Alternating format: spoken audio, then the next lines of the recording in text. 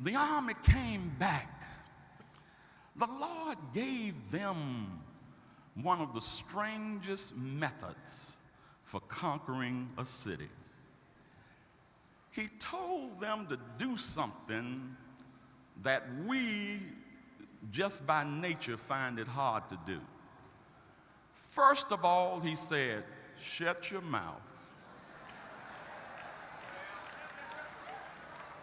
Don't say a word. Break camp. Go down to Jericho. Walk all the way around the city one time. Nobody say anything. And I don't care how you feel the spirit. Don't nobody shout. And go on back to the camp.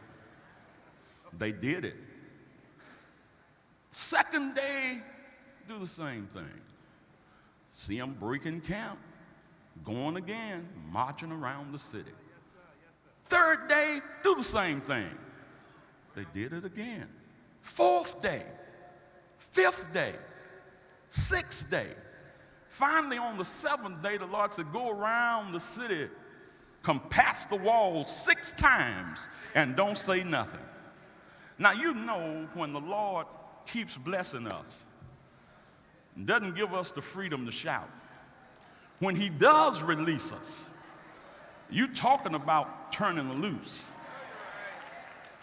Joshua said, now you're getting ready to go around the wall of Jericho for the last time. And when you hear the sound of the trumpet, when the ram's horn began to blast, I want everybody think about that God that brought you out of Egypt. I think that's the reason so many folk can't say anything, because they forget where the Lord has brought them from.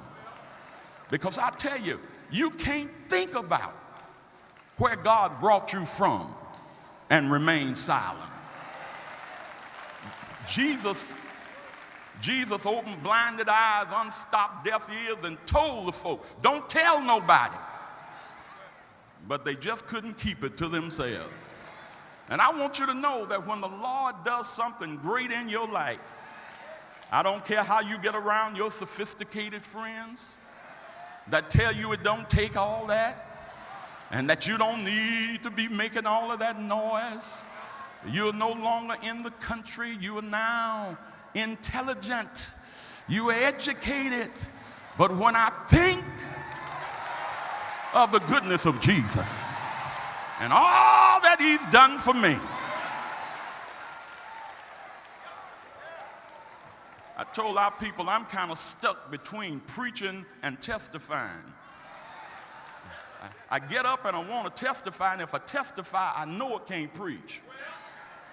Because when I start thinking about what he did for me, and I know some of you all think you know,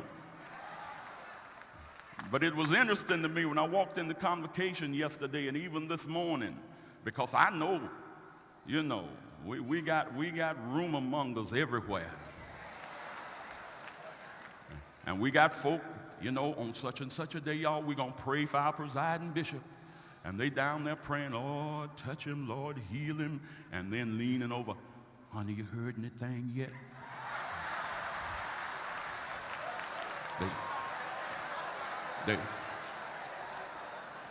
They tell me he in a coma. You heard anything? Well, it's my understanding that he already turned the church over to Bishop Blake.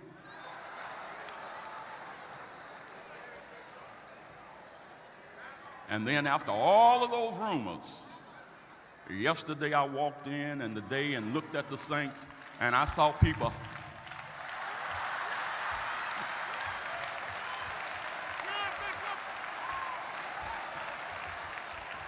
Listen, let me tell you something. Don't let nobody talk you into your grave before time.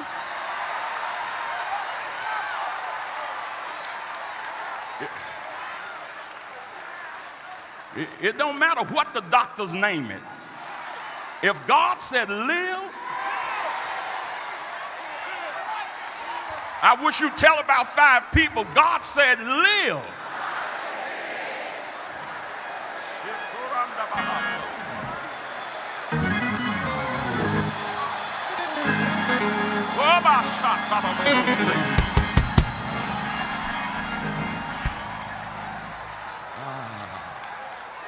Sit down, y'all. Let me get just a little bit. Let me go a little further on this.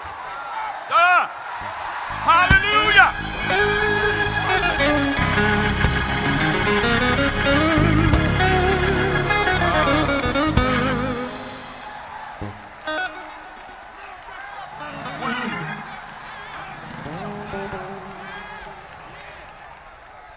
Now the historian said, please be seated.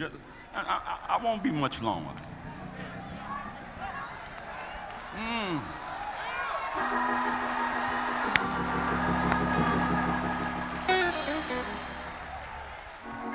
Now, different historical accounts, as they talk about Jericho, one writer says that the walls were so thick that they could hold chariot races on top of the wall. Another writer said that the way the wall was made, that the inner wall was made to collapse toward the outer wall, and the outer wall to collapse toward the inner wall. And when the saints began to shout, that the outer wall fell in, inner wall fell out, and down in that little chasm between the two, the wall fell down flat, and God's people didn't do anything but just keep shouting. There was so much power. See, you got to think about this. For 430 years, you go back and read the story of Israel in Egypt.